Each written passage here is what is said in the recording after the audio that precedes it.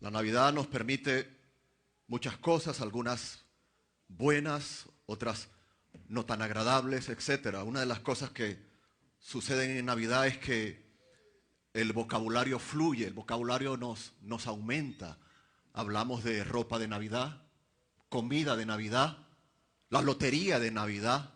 ¿De qué más se habla? Las compras de Navidad, las vacaciones de Navidad, etcétera, etcétera, etcétera.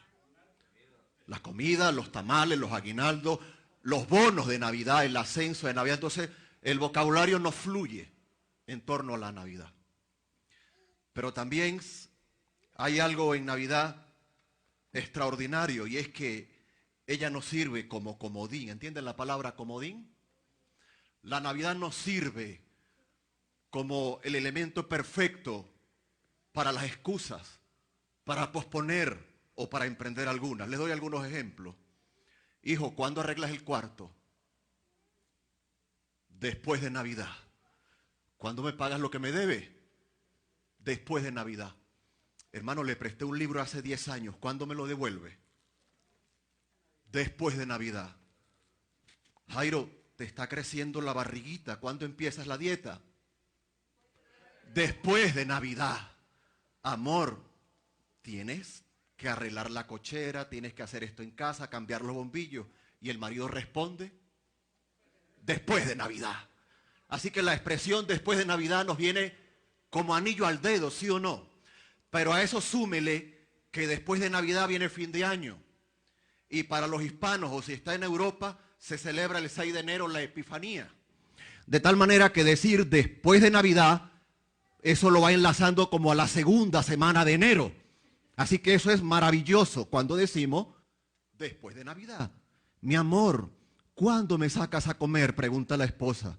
Y el esposo que responde, después de Navidad. Así que el después de Navidad es una bendición. El hijo en casa, 40 años, 50 años, no hace nada y de paso necesita un ayudante. Le pregunta el papá, ¿cuándo vas a buscar trabajo? Después de Navidad. Es una frase mágica. Pero en tercer lugar, la Navidad, y estoy de acuerdo con lo que se dijo, es un momento para los recuerdos. Es una época para recordar. En lo personal, vengo de una zona del país donde hay un género musical que se conoce como gaita, que no tiene nada que ver con el instrumento musical escocés, aquel que se utiliza para cantar Sublime Gracia, etcétera. No, en mi tierra la gaita es un género musical, un ritmo. Y en Navidad, pues, las añoranzas me hacen poner gaita. Y hay gaitas cristianas. En Navidad recuerdo mucho una escena cuando mi hermano y yo nos preparábamos para ver, como todo niño, ¿verdad?, las tiras cómicas, los muñequitos, los dibujitos, y jamás sale de mi mente una que se llamó El osito que no durmió por saber qué era la Navidad. Así que la Navidad nos pone sentimentales, la Navidad nos pone algo llorones. La Navidad es una época, claro que sí, aparte de la fiesta, aparte del comercio, aparte de que sea un comodín, la Navidad es un tiempo para el recuerdo. ¿Están de acuerdo conmigo? Recordamos lo que hemos hecho, lo que hicimos bien, lo que hicimos mal. Recordamos a quienes no están. Recordamos que pudo ser mejor. Recordamos y recordamos y recordamos. Y precisamente en Lucas capítulo 2, me gustaría, si es tan amable, por favor, que abra allí su Biblia. Lucas capítulo 2, comenzando desde el versículo número 1. Lucas capítulo 2. Quiero que en esta ocasión, quiero que en esta oportunidad trabajemos los 20 versículos que están allí. Y en esta ocasión he titulado el mensaje Una noche para recordar y celebrar. Si esa primera Navidad la recordamos correctamente, ¿qué va a pasar con la celebración? ¿Cómo la haremos? La haremos correctamente. Una noche para recordar y celebrar. Lucas capítulo 2, versículos del 1 al 20. Ese es el texto de la primera Navidad. Aconteció en aquellos días que se promulgó un edicto de parte de Augusto César que todo el mundo fuese empadronado. Este primer censo se hizo siendo Cirenio gobernador de Siria, e iban todos para ser empadronados, cada uno a su ciudad. Y José subió de Galilea, de la ciudad de Nazaret, a Judea, a la ciudad de David, que se llama Belén, por cuanto era de la casa y familia de David, para ser empadronado con María, su mujer, desposada con él, la cual estaba encinta. Y aconteció que estando ellos allí, ¿qué sucedió? Se cumplieron los días de su alumbramiento. Versículo 7, y dio a luz a su hijo primogénito. ¿Y qué hizo María? Lo envolvió en pañales. ¿Qué más hizo? Lo acostó en un pesebre. ¿Por qué razón? Porque no había lugar para ellos en el mesón. Había pastores en la misma región que velaban y guardaban las vigilias de la noche sobre su rebaño. Y aquí se les presentó un ángel del Señor, y la gloria del Señor, la Chequiná, el esplendor, los rodeó de resplandor, y tuvieron gran temor. Pero el ángel les dijo: no temáis, porque aquí os doy nuevas de gran gozo. Eso es lo que significa la palabra evangelio, buenas nuevas, que será para todo el pueblo, que os ha nacido hoy en la ciudad de David un Salvador, que es Cristo el Señor. Esto servirá de señal: hallaréis al niño envuelto en pañales, acostado en un pesebre. Y repentinamente, versículo 11, apareció con el ángel una multitud de las huestes celestiales que alababan a Dios y decían, ¿qué decían? Gloria a Dios en las alturas y en la tierra paz, buena voluntad para con los hombres. Sucedió que cuando los ángeles se fueron de ellos al cielo, los pastores se dijeron unos a otros: pasemos pues hasta Belén y veamos esto que ha sucedido y que el Señor nos ha manifestado. Vinieron pues, ¿de qué manera? Apresuradamente, y hallaron a María y a José y al niño acostado en el pesebre. Y al verlo dieron a conocer lo que se les había dicho acerca del niño, y todos los que lo oyeron se maravillaron de lo que los pastores les decían. Pero María guardaba todas estas cosas, meditándolas en su corazón, y volvieron los pastores glorificando y alabando a Dios por todas las cosas que habían oído y visto como se les había dicho. Probablemente es el texto que más se lee en tiempo de Navidad. Probablemente es el texto más conocido en tiempo de Navidad. Y es un texto hermoso en plenitud, hermoso en contenido, hermoso en sustancia, porque es la escena. Y Lucas nos la narra, y tenga este dato, que Lucas tenía dos profesiones. Era médico, pero era también historiador.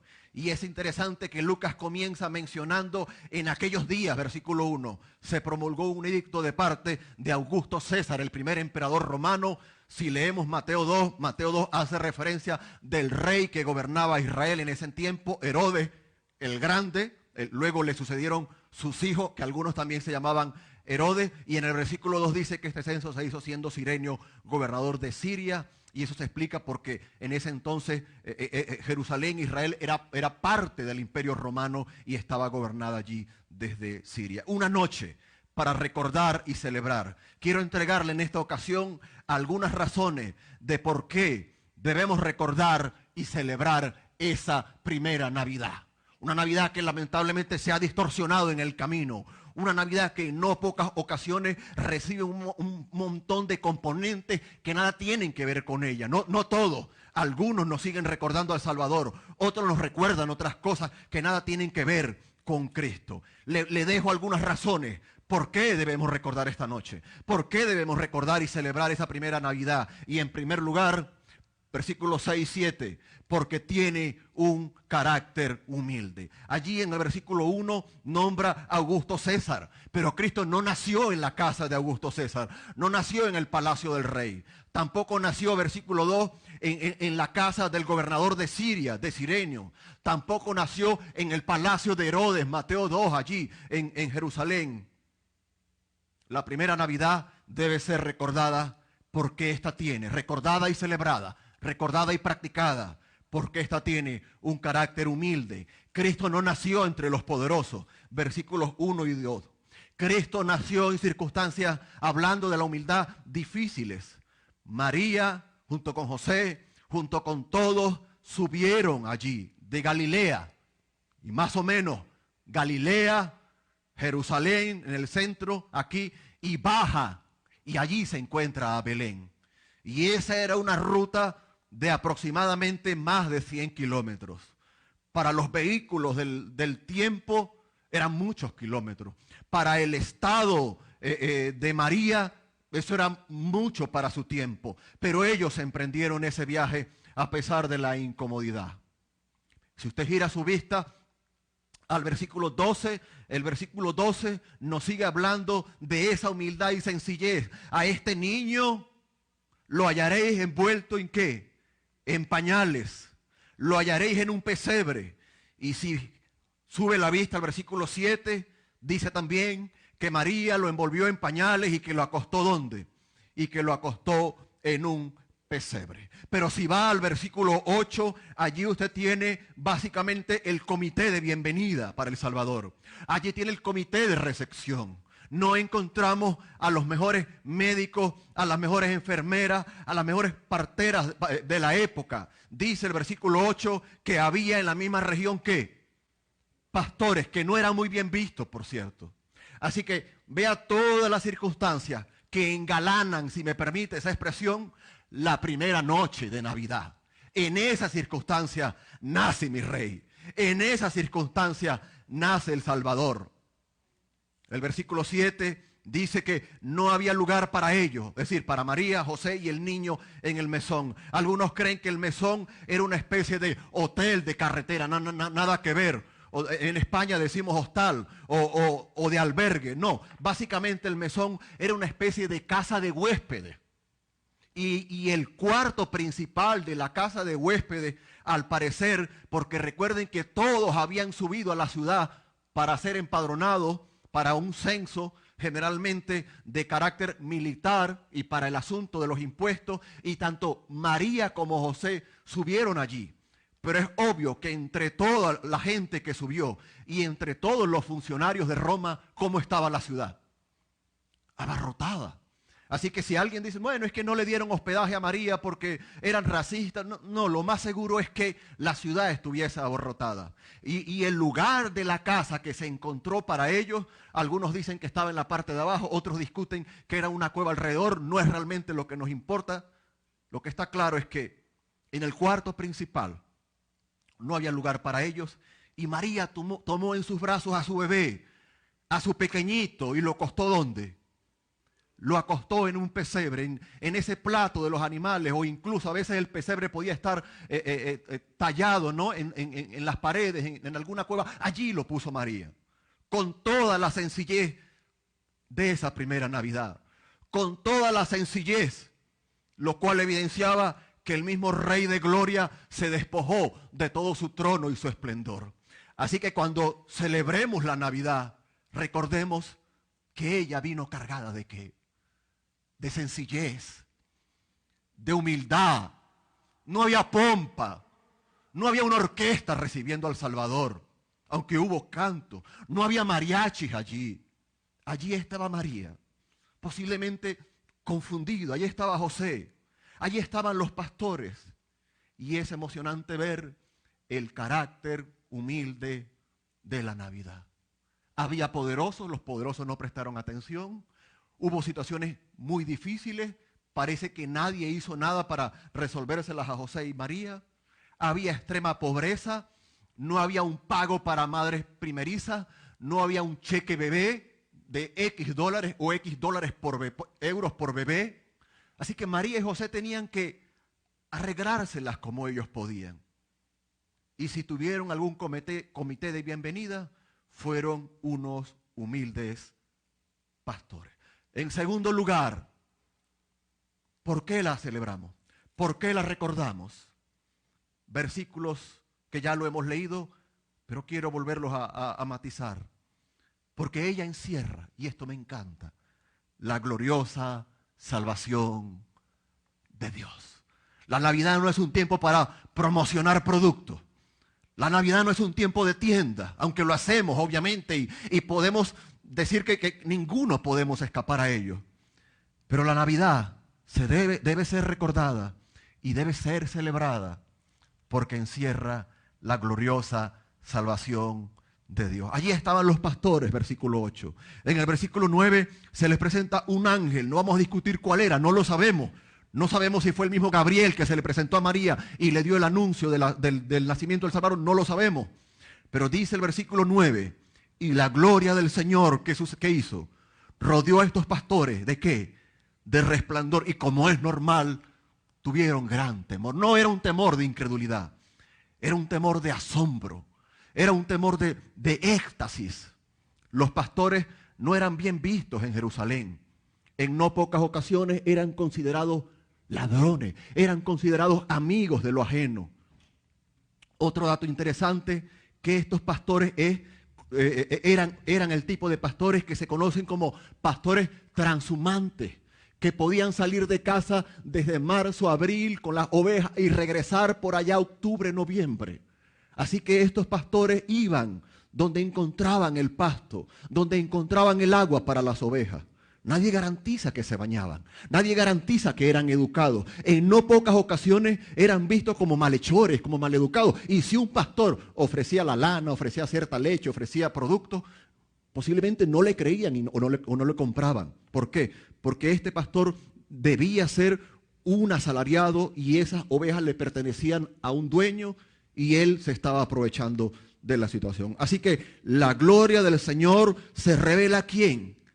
A los humildes, a los despreciables, a los que están echados a un lado. El versículo 8 dice, había pastores en la misma región. Algunos creen que era una región cerca de Belén, 1 kilómetro, milla y media, casi 2 millas posiblemente. En España utilizamos la expresión campiña para hacer referencia a pueblos cercanos.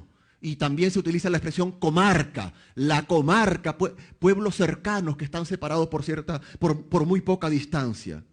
Y en esa región, cerca de Belén, estaban estos pastores. No estaban en su casa, no estaban en el sindicato pastoril de Belén, estaban en las afueras, estaban a la intemperie. Dice el versículo, velaban y guardaban las vigilias de la noche sobre su rebaño. Parece que se turnaban.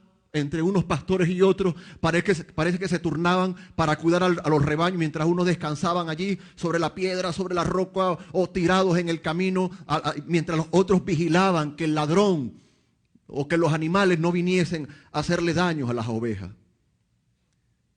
Ellos vieron y tomaron esa noche como cualquier otra, una noche más. Y esa es una de las cosas que pasa con los pastores transhumantes, una especie de nómadas, duermen al aire libre. Por lo menos no estaba lloviendo esa noche. Y allí llega la salvación en el versículo 9. Se les presenta el ángel del Señor y se les presenta la gloria del Señor. En 2 ocasiones utiliza la palabra Señor. Y esta los rodeó de resplandor y tuvieron gran temor. Versículo 10, pero el ángel les dijo que, ahora escuchen esta hermosa declaración que ellos jamás se la imaginaban en su vida. Por cierto, los pastores no tenían permitido ir al templo a ofrecer sacrificio. No lo podían hacer. Incluso algunos creen que por estas ovejas estar cerca de Belén, estos pastores y sus rebaños, y a la vez no tan lejos de Jerusalén, entre 10 y 16 kilómetros, algunos creen que estas eran las ovejas que presentaban en el templo como sacrificio. No lo sabemos, es posible. Pero lo que está claro es que estaban en el olvido de la noche, en el abandono. Y si vamos a escoger la venida de un rey, pues habría que llegar a la casa del rey. Habría que llegar a la casa del sabio, del poderoso, del de influencia. Y ellos, como una noche más, seguramente discutieron, te toca a ti el turno. Los judíos la llamaban vigilia. Te toca la vigilia. Ya yo estoy muy cansado. Estoy harto ya de las ovejas y quejas seguramente. No habían comido bien. No olían bien, literalmente podían pasar meses sin bañarse. De verdad, estudia el fenómeno pastoril de la transhumancia. Es tremendo. Y allí estaban ellos. No podían entretenerse con el iPad, con la tablet. No podían conectarse a internet, Israel.com, a las noticias del día. Nació El Salvador, nada. Ellos la recibieron de primera mano. La salvación de Dios llega a los olvidados. Y el versículo 10 dice, el primer mensaje de Navidad, en la primera noche de Navidad, ante los primeros testigos de Navidad.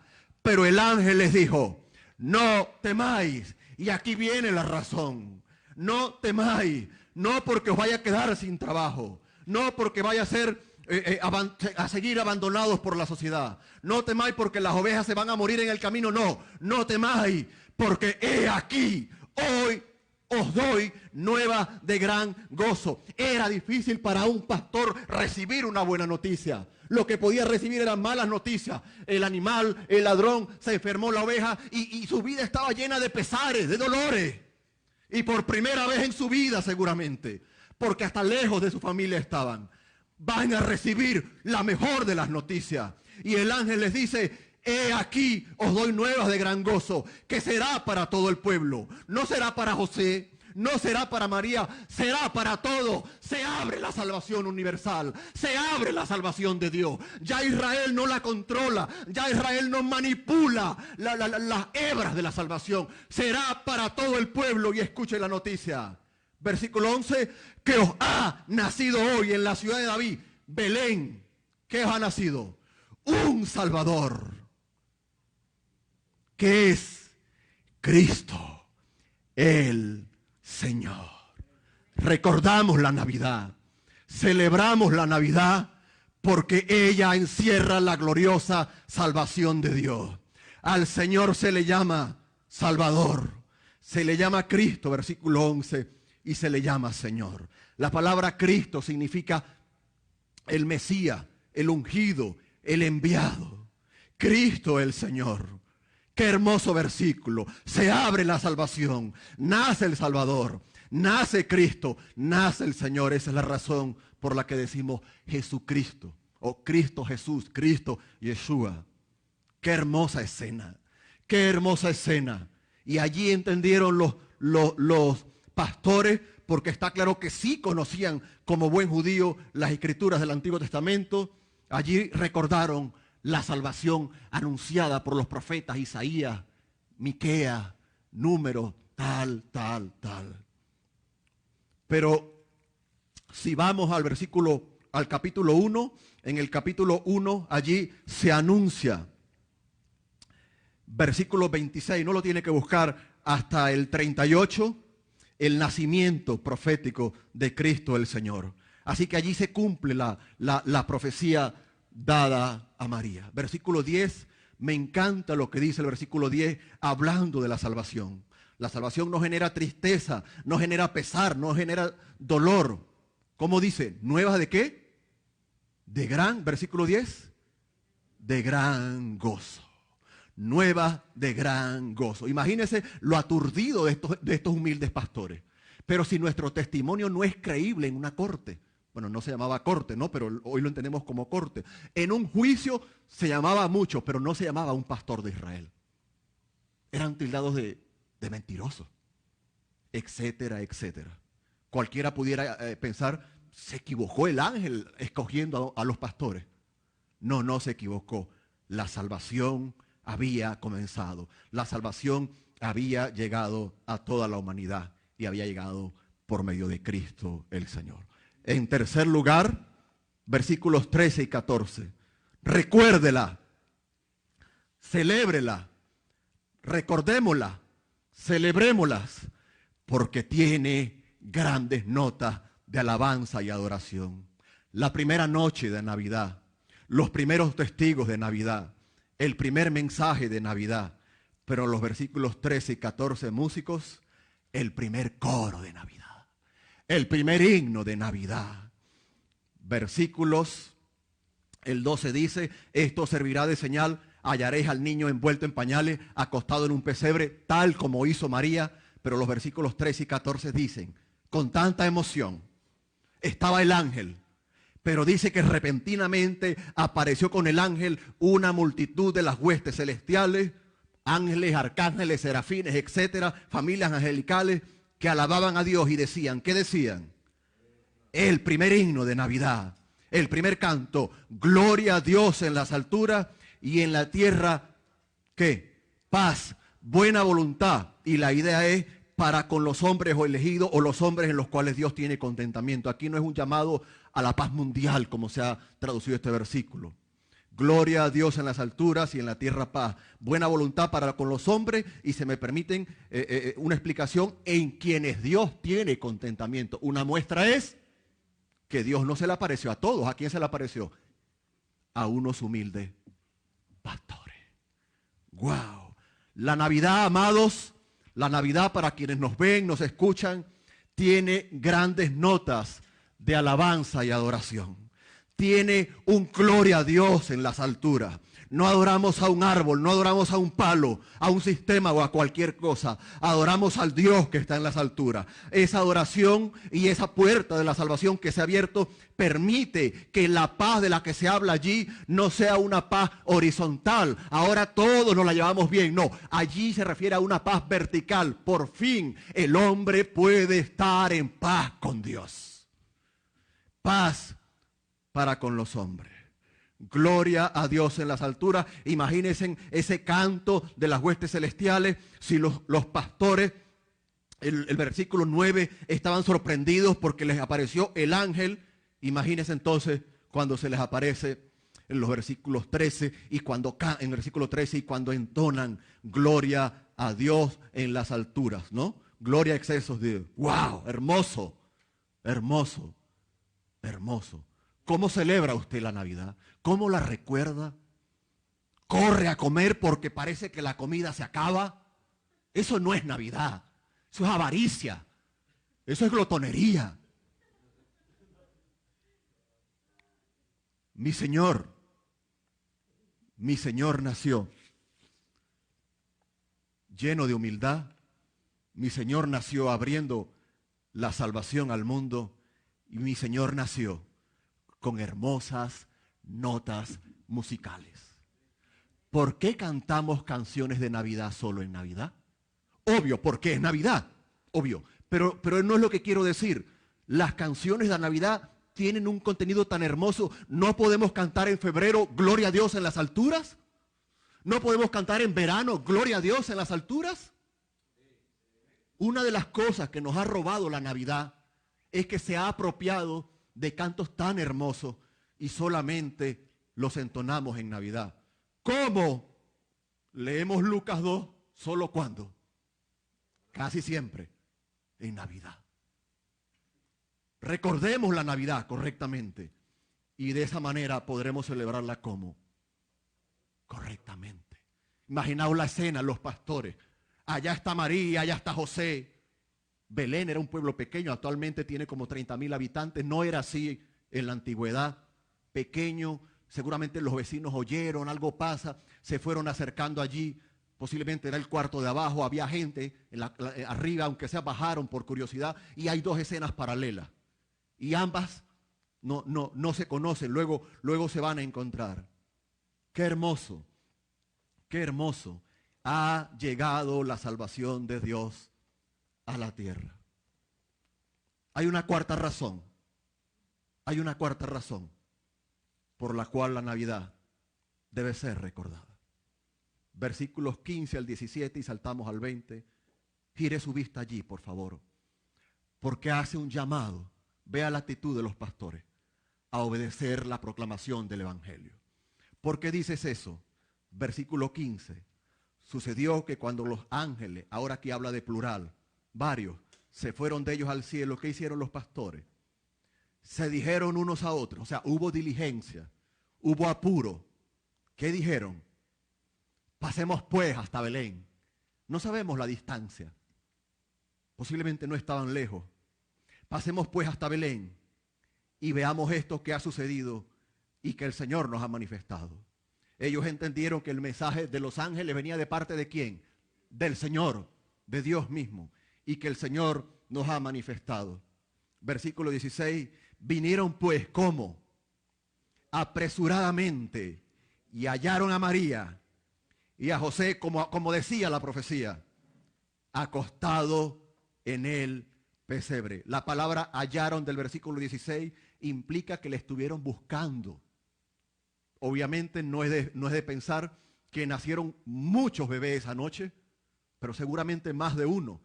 Y si no tenían un GPS, no pensemos que llegaron a la casa de manera mágica. Tuvieron que buscar, indagaron, preguntaron, unos extranjeros, tal, hasta que llegaron. Imagínense el latir del corazón de los pastores cuando vieron la escena.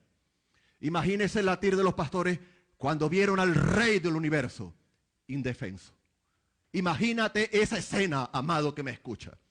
Por eso la Navidad debe ser recordada, debe ser celebrada, pero como nos lo enseña la palabra de Dios.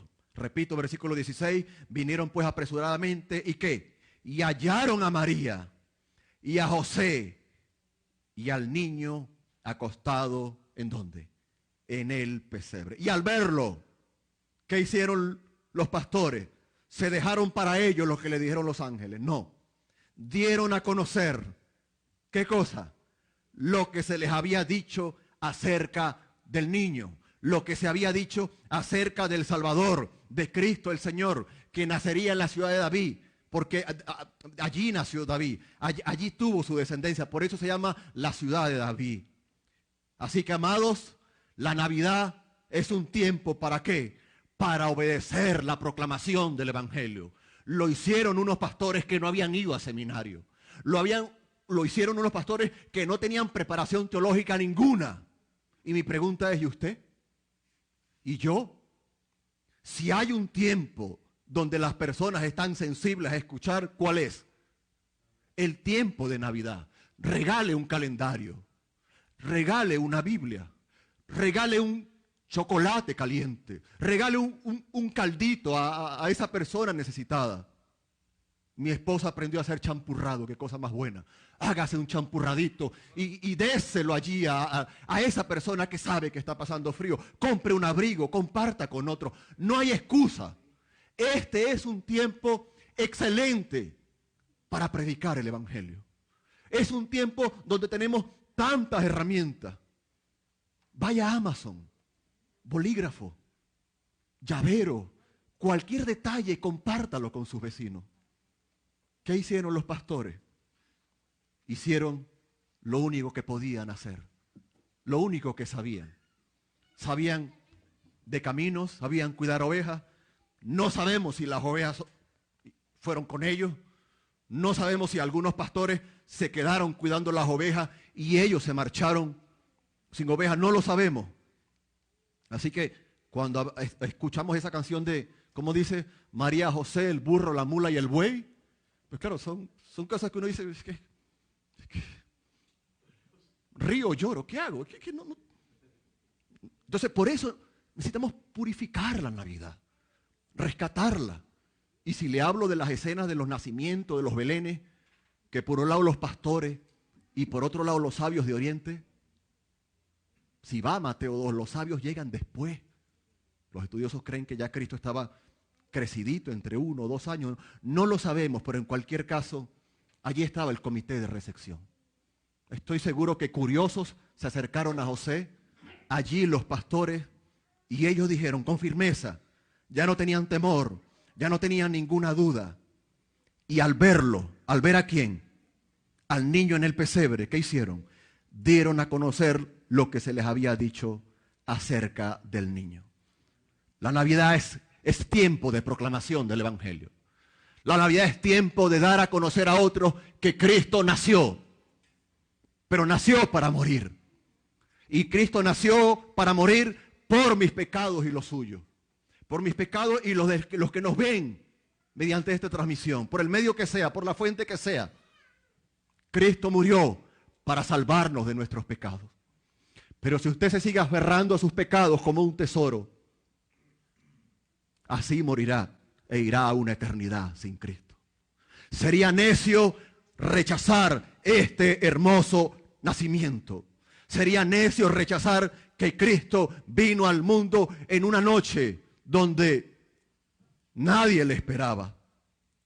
Vino en una noche común como cualquier otra, aunque no fue común como cualquier otra. Y allí estaban los pastores proclamando el Evangelio. Yo le animo a que en esta Navidad, por supuesto que durante todo el año, proclame el Evangelio. Con amigos, familiares, vecinos, con todo el mundo. No hay excusa. Hay recursos, hay herramientas. Regale un libro, regale algo, comparta, invite a comer. Bueno, no hay excusa. No hay excusas para hablar de Cristo en Navidad. Hable, comparta, dé un regalo. Entiendo que evangelizar en Navidad le va a salir más caro, pero el Señor se lo merece. Hable de Cristo tal como lo hicieron los humildes pastores de Belén. Y en último lugar, ¿por qué recordamos esa primera Navidad? ¿Por qué debemos celebrar esa primera Navidad? Por la sencilla razón de que esta es un tiempo de reflexión y meditación. Versículo 19, léalo conmigo. ¿Qué hacía María ante la algarabía? ¿Qué hacía María ante cuál sería la palabra en su país? Decimos en España entre el jaleo, el alboroto, decimos también, el bochinche, el relajo. Bueno, ¿qué hacía María ante aquella escena? Los pastores, algunos animales, José, despertarían al niño, los vecinos, los curiosos. Versículo 19. Pero María, ¿qué hacía? Guardaba todas estas cosas, meditándolas en su corazón. Ella había recibido la profecía. Ella había recibido de parte del ángel Gabriel el mensaje de Dios. La Navidad debe de ser un tiempo de reflexión y meditación. Y me temo que es donde más faltamos en Navidad.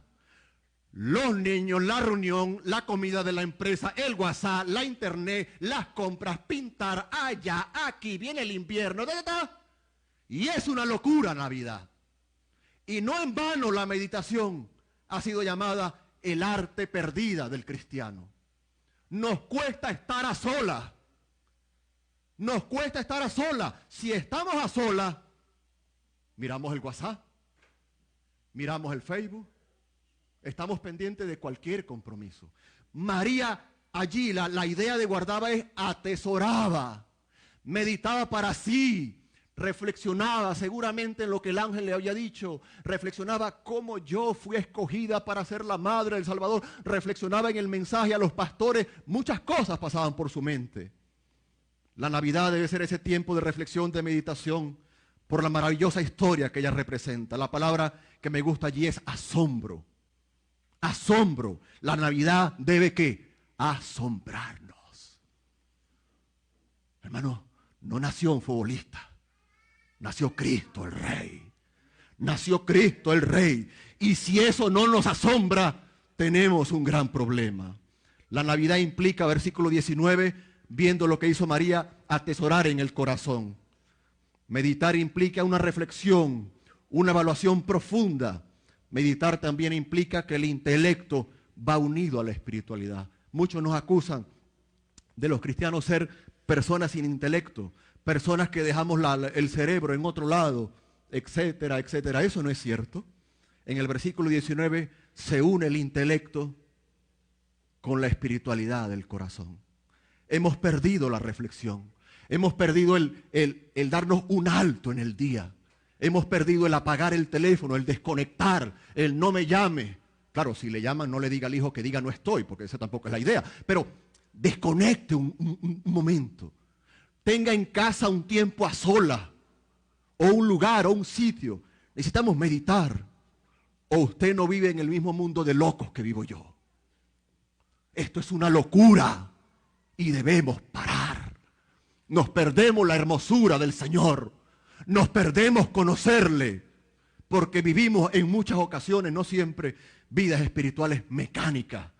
La iglesia, la casa, el trabajo, tal. No. Medite, reflexione, piense en lo que el Señor ha hecho.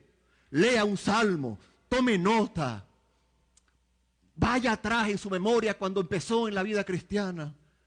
Continúe y piense lo que el Señor ha hecho por usted, etcétera, etcétera, etcétera.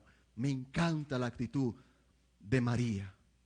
Guardaba todas estas cosas meditándolas en su corazón. Qué lindo, ¿verdad? Meditaba en su corazón y el versículo 12 indica que los pastores volvieron nuevamente, obviamente, a su rebaño. ¿Cómo? glorificando y alabando a Dios. Qué hermoso. ¿Por qué? Por todas las cosas que habían oído y visto como se les había dicho. ¿Qué hará con la primera Navidad? ¿Qué va a hacer con la primera Navidad? ¿Cómo recuerda usted y celebra la primera Navidad? Usted que nos ve, usted que nos escucha, que se topó con este video, con esta transmisión. ¿Por qué anhela la Navidad? ¿Qué es lo que más le encanta de la Navidad? Si no es Cristo, usted tiene un problema. Y no me contento que lo tenga. Deseo que no lo tenga. Deseo que tenga un Salvador y no un juez. Venga a Cristo en humildad como los pastores. Venga a Cristo en humildad como José y María. Y no en soberbia como Cirenio, Augusto, Herodes, personajes históricos de la época. Venga con la humildad con la que vino el Salvador. Y dígale, perdona mis pecados. Naciste y moriste por mí. Pídale que perdone sus pecados. Que nuestro recuerdo y celebración sea como la de los humildes pastores. Y de esa manera, cada vez que celebremos la Navidad, la recordaremos y la celebraremos de la manera correcta. Y eso traerá gloria a Dios. Quiero terminar con una conclusión que me encantó del profesor Kenneth Bailey. 60 años trabajando en el Medio Oriente, experto en idiomas bíblicos. Vivió en Egipto, Líbano, Israel, etcétera, Chipre. Un experto en las costumbres del Medio Oriente. 60 años trabajando entre los orientales. Y él dice en cuanto a la historia del nacimiento de Jesús, algo que me cautivó mientras estudiaba y trabajaba esta predicación. Y dije, aquí está la conclusión. El profesor Kenneth Bailey nos dice lo siguiente. La encarnación, ¿recuerdan esa palabra? Hemos trabajado mucho en la encarnación. Cristo se hizo carne, Cristo nació. No era un fantasma, no una leyenda, no un éter. La encarnación de Jesús fue completa. En su nacimiento, la Sagrada Familia fue acogida en una casa de campesinos. Esta gente hizo todo lo que pudo y fue suficiente. Al nacer fue cobijado por gente común. Los magos fueron a la casa. Cuando Jesús era adulto, la gente corriente lo oía de buena gana. Los pastores fueron bienvenidos al pesebre. Los impuros fueron estimados limpios. Los marginados se convirtieron en invitados honrados. El cántico de los ángeles resonó ante la gente más sencilla. Termina el profesor Bailey diciendo, ya sé que en un mundo cada vez más secular, feliz Navidad compite con feliz vacaciones, ¿sí o no? Y intercambiamos, ¿verdad? Merry Christmas, ¿no? Feliz Navidad, felices vacaciones, Happy Holiday. Ya sé que en un mundo, lo recalco, cada vez más secular, feliz Navidad compite con felices vacaciones. Dice el profesor, anhelo girar el tradicional feliz Navidad en la otra dirección e introducir un saludo para la mañana de Navidad. Saludo, ha nacido el Salvador. Respuesta, ha nacido en un pesebre. Ojalá podamos saludarnos unos a otros de esta manera. Me encantó esa conclusión del profesor Bailey. Y usted, que ha estado aquí en esta ocasión y que nos ha escuchado, ¿qué hará con la historia de Navidad? ¿Qué lugar tendrá en su vida? Pero sobre todo en su corazón. Que Cristo el Rey, el que nació en Navidad, sea el Rey, sea el deseado de su vida y sea quien perdone sus pecados. Gracias, Rey. Gracias por nacer aquella noche